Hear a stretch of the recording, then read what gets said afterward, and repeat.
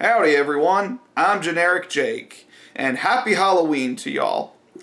In celebration of the spookiest holiday of the season, I thought that today we could take a look at a horror icon, Call of Cthulhu, 7th edition.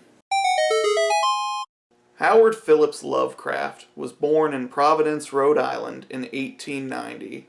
During the 1920s and 30s, he published dozens of stories, his most famous of which included The Dunwich Horror, The Shadow over Innsmouth, and, of course, The Call of Cthulhu. Although Lovecraft did not see much success in his own lifetime, he would later become known as the father of a new genre, cosmic horror. And this new genre would go on to inspire future short stories, movies, and games.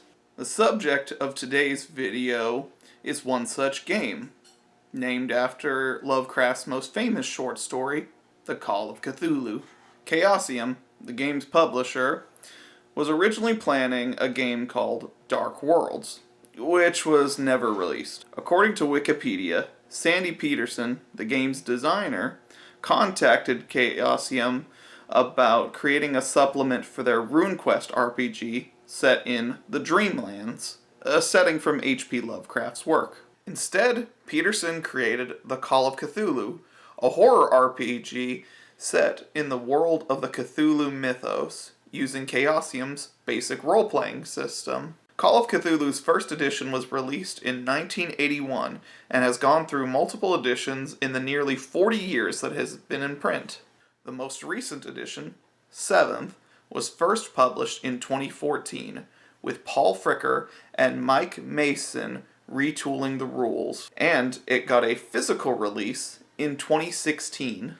Now that we have the basic overview out of the way, let's get into the review proper. We start, of course, with presentation, as art and visuals will be the first thing you'll notice about this game. I bought this beautiful slipcase from Chaosium, which contains the Keeper's Handbook, the Investigator's Handbook, and the Keeper's Screen, along with some bonus content.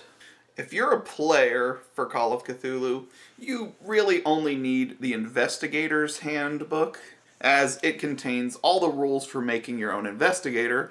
But if you're going to be the keeper of arcane lore, and yes, that's what the Game Master in Call of Cthulhu is called, I highly recommend picking up the slipcase.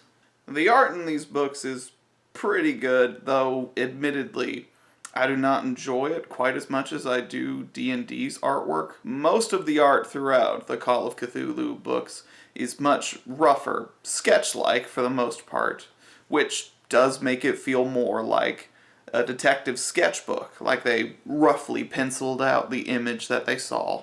Also, this guy right here is really weird looking. Looks less like a Call of Cthulhu character and more like Saitama from One Punch Man. Okay.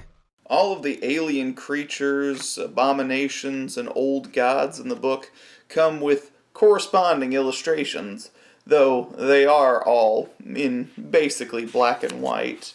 This doesn't really serve as a problem for Call of Cthulhu, since part of the fun of being the keeper is the fact that you're supposed to describe the monsters in vague yet menacing detail. Think of the illustrations less as a rigid image and more as a grab bag of descriptive traits to draw from. My favorite art in these books, though, has got to be the nice big title artwork that begins each chapter. Each one has a full 2-page color illustration to go with it, alongside a passage from some Lovecraftian or cosmic horror story. The pages are colored in such a way so that they look slightly yellowed with age, and all the side notes are added in like small post-its or tags on an ongoing investigation. Plus, to add a little extra detail to it, all the images that are colored photos look like a scrapbook photo added in. If I were actually scoring the books, this would be where I'd take off points, as mine came with several pages in it that have little yellow bars at the bottom where pages were cut off wrong, misprinted. As a bonus, the Keeper's Handbook also contains 2 ready-to-run scenarios, the first of which is called Amidst the Ancient Trees, which sees the investigator searching for a kidnapped girl in the forests of 1920s Vermont. The second is called Crimson Letters, and I honestly did not have time to read through this one yet. But this is one of the best things about the Call of Cthulhu core rulebooks. They already contain pre-made scenarios, so you don't have to go online and look for which one is the best to start with. You don't even need to buy the starter box. And now we move on to the mechanics of the system. Call of Cthulhu is based off of Chaosium's basic role-playing system, which is a D100 system. D100 systems like Call of Cthulhu have a strange reputation for being more deadly than D20 systems like D&D. I'm honestly not sure why that is, but I can tell you that it sometimes feel like you fail more often in Call of Cthulhu than you would in D&D. In a D100 system, you take the 10-sided die, the D10, and a percentile die, which is the D10, but in the tens place, and you roll them together. In this system, you have a value determined by either a skill or a characteristic, and when you roll a D100, you're aiming to get below that number. I know that's weird for some of us who've played D&D and are used to wanting to get high rolls. If you go below half that value, that is a hard success. And if you go below 1/5 that value, that is an extreme success. Getting a 1% on the dice is considered a critical success. While fumbling, if your target value is below 50%, you fumble on a 96 to 100 on the D100. Or, if your value is above 50, then you instead only fumble on a 99 or 100. Call of Cthulhu 7th edition boiled modifiers into the bonus die and the penalty die. If you have an advantage of some sort, roll 2 percentile die and take the lower result. If you have a disadvantage of some sort, take 2 percentile die, roll them, and take the higher result.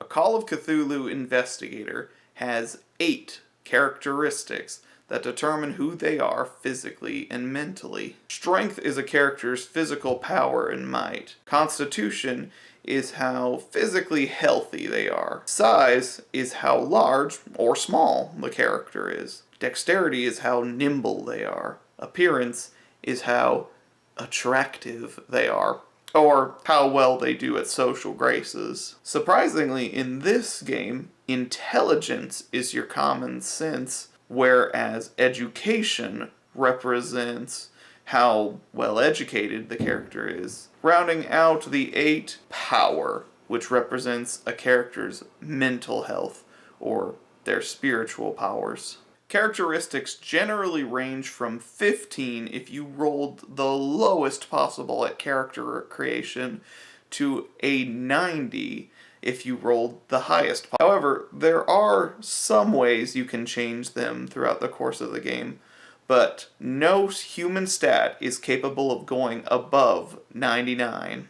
More often than you'll roll a check for one of your characteristics, you'll probably be rolling skill checks for your character. A skill is any form of training your character has, from anything from researching knowledge at the library to shooting guns with firearms. A Call of Cthulhu character sheet has at least 46 skills. Oh yeah, I counted. Plus a couple of extra blank slots to fill in others that you might come across. So there ain't no way that I can go over every single one of them here, but I'll at least cover a few basics for you really quickly. Charm, fast talk, intimidate, and persuade are referred to as interpersonal skills. Basically, they let you talk your way out of a dangerous situation, and trust me, in this game, you'd much rather talk your way out of the situation. If talking your way out doesn't work, then firearms and fighting are going to be your friends. Those are your combat skills. They're divided into multiple specializations such as firearms, rifles, pistols, machine guns, and fighting swords, spears, axes, etc. There's even fighting chainsaws in case you want to be the crazy guy with the chainsaw.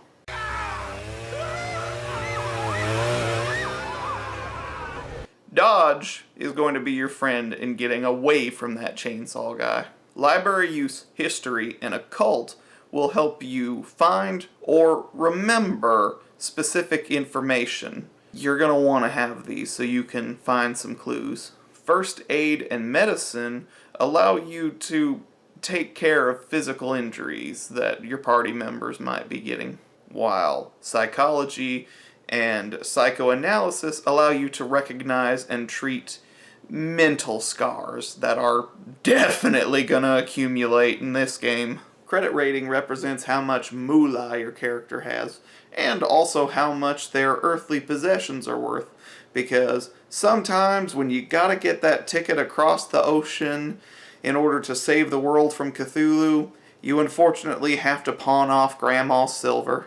And last, but certainly not least, we have the Cthulhu Mythos. This skill cannot be increased by you during character creation, unless your keeper says otherwise. You probably don't want it to increase too much anyway. The higher that one goes, the lower your maximum sanity goes, because you now know things that man was not meant to know.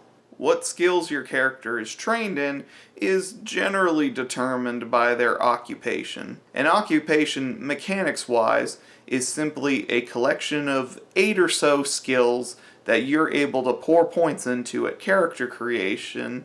It also has a rate that your credit rating has to be at. You can't have a poor dilettante in the middle of the 1920s. Much like with skills, there are too many occupations listed in the book for me to list here.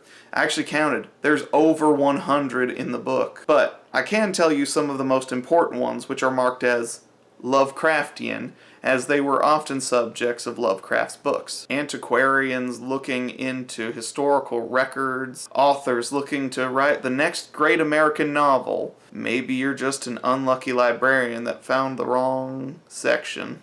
During character creation, you also select several backstory traits. These aren't too important right now, but that's a surprise tool that can help us later. An investigator also has a few other stats that are derived from some of their core characteristics, such as hit points, which determine how much damage your character can take.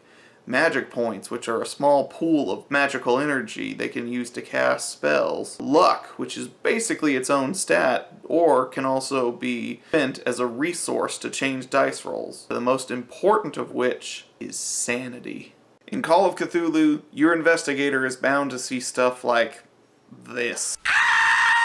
Sanity represents your investigator's grip on reality and their mental health. It starts equal to your power characteristic, but it can increase and will more likely decrease throughout the course of play. The more sanity your investigator loses, the more they begin to suffer from phobias and manias and bouts of madness. And should they ever run out of sanity, they're not your character anymore. They're officially someone the GM now controls. Speaking of the Keeper using characters against the players, let's talk about conflict.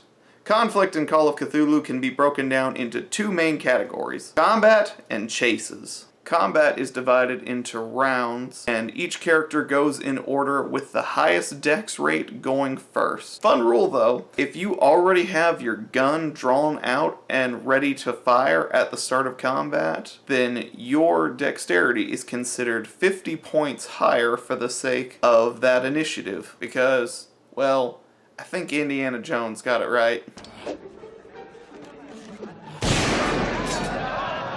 If you choose to fight during combat, which is not the smart choice, you should just get out of there, then you'll roll skill checks each round, usually fighting or firearms. The target being attacked, and yes, this includes players too, then chooses whether they want to dodge or fight back. Either way, both players will roll against their own values to determine who succeeds. Dodging is pretty self-explanatory. You roll a dodge check and try to avoid damage. But fighting back means you roll either a fighting or firearms check yourself, and if you're the winner of the contest, you deal damage to the opponent on their turn. Whoever got the highest success value wins. A regular success beats a failure, a hard success beats a regular success, etc., etc., etc. A draw, though, works differently depending on whether you're dodging or fighting back. A person who's dodging in a tie is the winner and avoids damage. A person who's fighting back in a tie loses the tie and takes damage. There's also a rule called being outnumbered, which means that if you've already been attacked and tried to dodge or fight back this round, then every other attack against you has a bonus die to try to hit you, because it's really hard to fight against multiple people surrounding you all at once. This rule does not apply, though, to creatures that have more than one attack in a single turn, such as creatures with dozens of tentacles lashing out.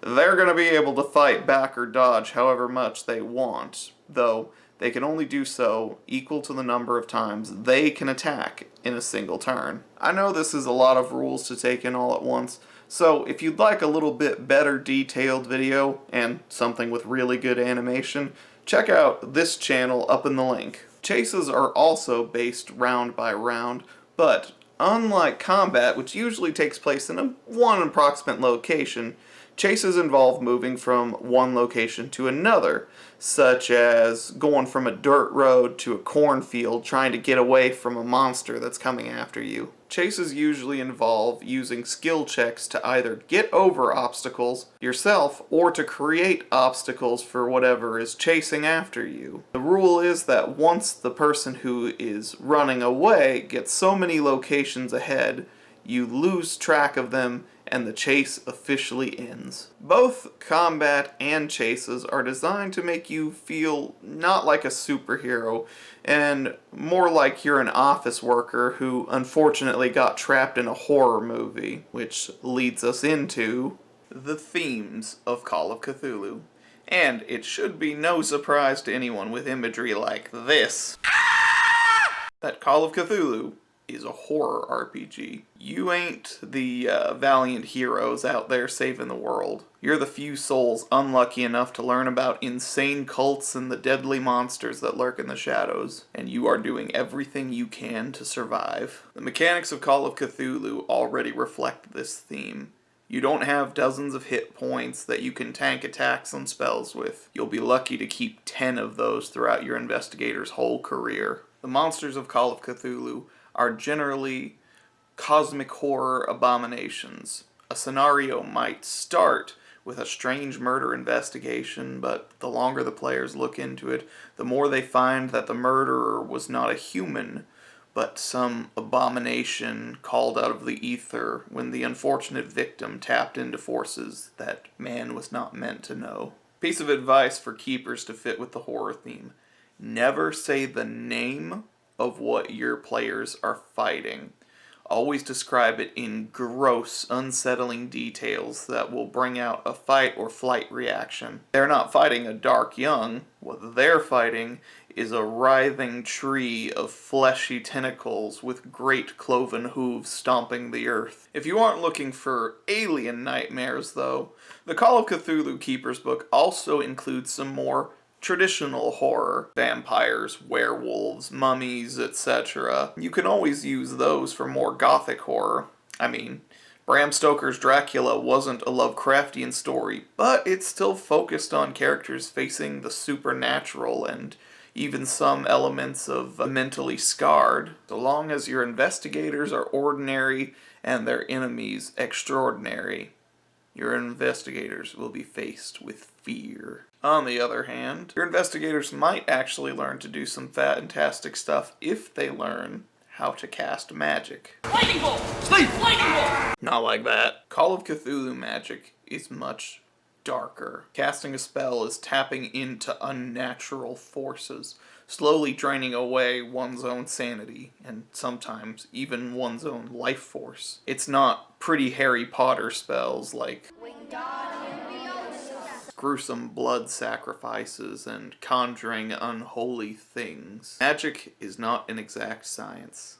It is a dark mystery. Speaking of which, mystery is another key theme of Call of Cthulhu. Player characters are called investigators, after all. The most common setting for Call of Cthulhu is the 1920s and 30s, the age of noir. Self-destructive private eyes, men of science and reasoning trying to learn forbidden knowledge. Call of Cthulhu actually serves pretty well if you want to run a pulp or Sherlock-style mystery. Sanity is still lost from seeing dead bodies or gruesome sights, so maybe your players are tracking down a serial killer who's faking supernatural powers. This flexibility is actually one of the great strengths of Call of Cthulhu. I refer to Call of Cthulhu as the baseline for horror and mystery games. You could have a Call of Cthulhu scenario set in Prohibition America, Victorian London, modern day. There's even rules for the settings of the Dark Ages or the Second World War. The other great strength of Call of Cthulhu is those backstory traits that I mentioned earlier. In Lovecraft's own work, oftentimes his characters would slowly discover that they themselves had a connection with the mystery that they were looking into, and this element was added in to the Call of Cthulhu investigators. Spoilers for the Shadow over Innsmouth story, jump to this timestamp if you want to avoid it. A few years after surviving the fish folk of Innsmouth, the main character looks into his own genealogical records and discovers that he himself is a descendant of the Innsmouth hybrids. His hair's starting to fall out, he's starting to acquire the fishy look that people do, and he goes mad and decides that he's going to go join his people under the sea. Keepers are actually encouraged to use such twists against their players, to take their backstory traits and tweak them and mess with them during the campaign. Is an important figure for one of the player characters a dead relative? What if they start seeing this relative again as they're slowly going insane? What if they forget this relative died? What if the character has a key that is an important item to them? And what if it unlocks something important during the campaign? Twisting backstory elements can really keep a campaign suspenseful. Your players are never going to know when their past is going to come back to haunt them. Here's my final thoughts on Call of Cthulhu. I've been playing Call of Cthulhu for about 2 years now with some buddies of mine, and I'm going to say hello to them really quickly.